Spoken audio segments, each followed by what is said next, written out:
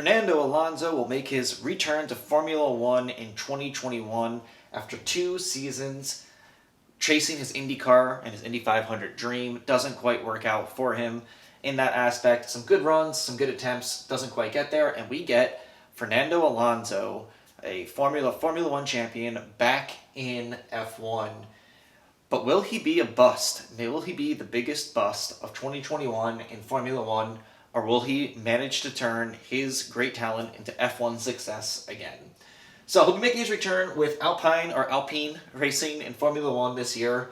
We'll be teammates with Esteban Ocon, another driver who's kind of been a journeyman over the last 3 or 4 years, in and out of seat in Formula One, much like Fernando Alonso, but for different reasons. And I do think that teammate dynamic is going to be really interesting to watch with Fernando Alonso and Esteban Ocon. But how do we actually determine what constitutes being a success or bust? And that's a more complicated conversation talking Fernando Alonso. The man doesn't have anything to prove to us. I want to start off with that right away. He has done everything that you can do in Formula One already. But he's returning to the sport now, and he's taking a spot away from a younger driver and someone else who's very dedicated to it. So I do think there is a little bit of proving himself that he does need to do, and explaining why he is back after his stints in IndyCar. So anyway, success versus bust. I put together a couple pieces of data and metrics that I'm going to be looking at all through 2021 that'll make my ultimate determination of whether or not we can say Fernando Alonso, huge success coming back, or Fernando Alonso, what was he thinking? So let's take a look. So first, we can look at his last 2 years in Formula One with McLaren. Things didn't go well for him there.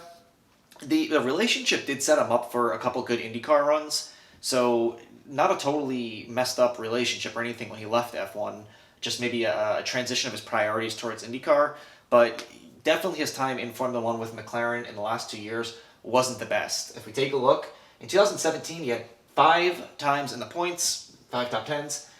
His best finish was an 8th though in 2017, that is. 7 retirements though really hurt his ability to do anything in F1. And he finishes 15th in points with just 17 points that year.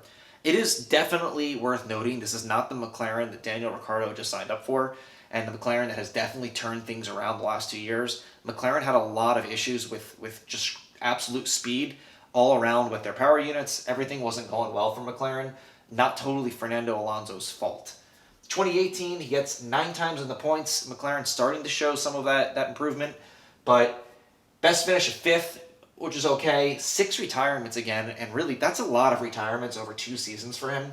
And this time he finishes 11th, 50 points.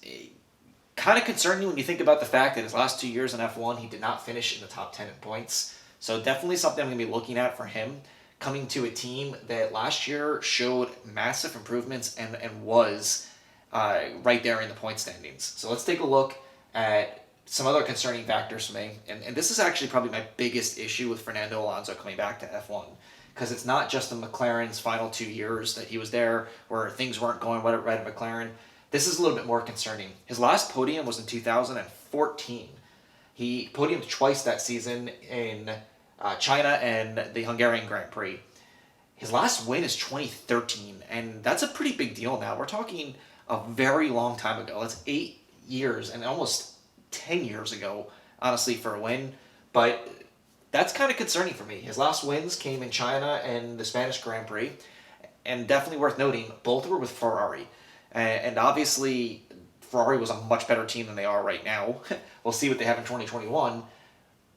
But he hasn't really done anything massive of getting himself in the front runners in a really long time in Formula One. And yes, he's taken some time away, so who knows what would have happened over the last 2 years. Maybe he would have had a podium had he been in one of those McLarens these last 2 years.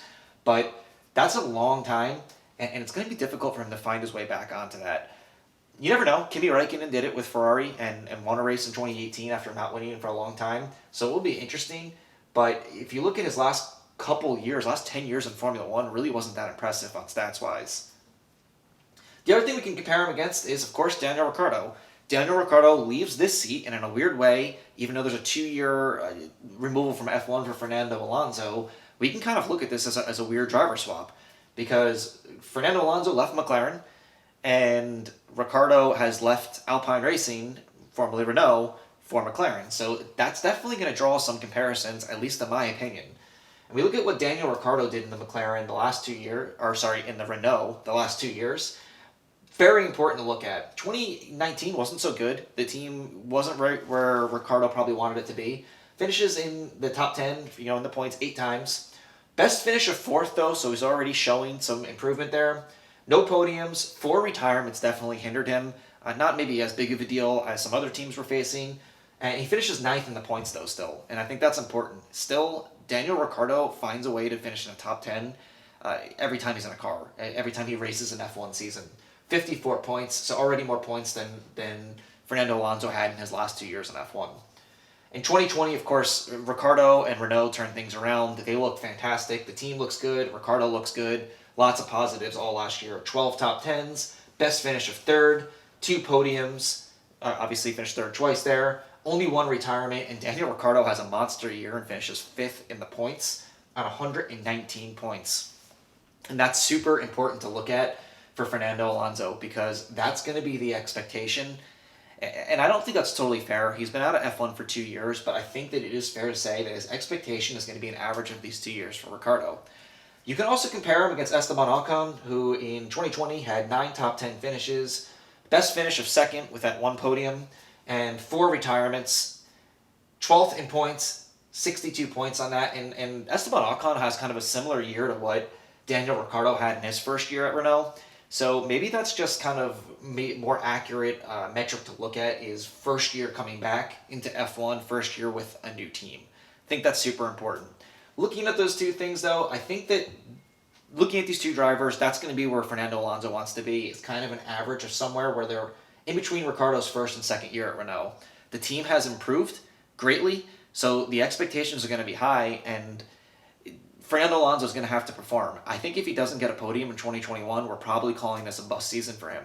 You don't know what the midfield is going to look like. It seems to change every year, but this is a team that is on an upward trajectory and had 3 podiums between 2 drivers last year. So I do believe that Fernando Alonso is going to have to at least podium to not be called a bust in 2021. But we'll see. It's going to be very interesting to see what happens with this team. They do have a new team principal, obviously, and it's a whole new rebranding thing. But Fernando Alonso, the expectations are probably a little bit higher than when he actually signed on for this team because Renault had a good year last year. And I think that McLaren and Ricciardo are going to look good. So it'll be very interesting to see what happens for Fernando Alonso in 2021. So let me know what you think in the comments below. Do you think Fernando Alonso is going to be a great success in 2021? Maybe he gets a bunch of podiums. Maybe we even see Fernando Alonso return to victory lane. How cool would that be? Or do you think the pressure is going to be kind of high on him and he might wind up being an F1 bust this year? I do believe, like I said, a podium and being a little bit further up in points, I think he's got to finish top 10 in points. That team showed that it could do it last year. Obviously, we don't know what Ferrari is going to come out with, and Williams, Haas, Alfa Romeo, those 3 teams were really off last year, so if they can turn things around. But honestly, 2021 shouldn't be that different than 2020 was with these cars. It's going to be 2022 that we see a lot of changes happening in F1.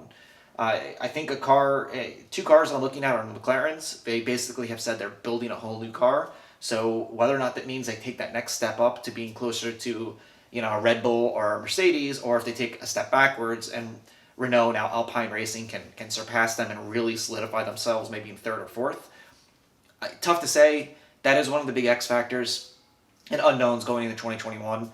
But I do think expectations for Fernando Alonso are going to be higher on him with this team and this season than they were on him the last 2 years he was with McLaren. McLaren wasn't there in 2017 and 2018, and that was known. Renault and now Alpine Racing, their expectations are going to be higher based on Daniel Ricciardo's performances all year and Esteban Ocon's much improved performance towards the end of the year. Both those cars were running up front on a weekly basis there, and that's going to raise expectations for Fernando Alonso.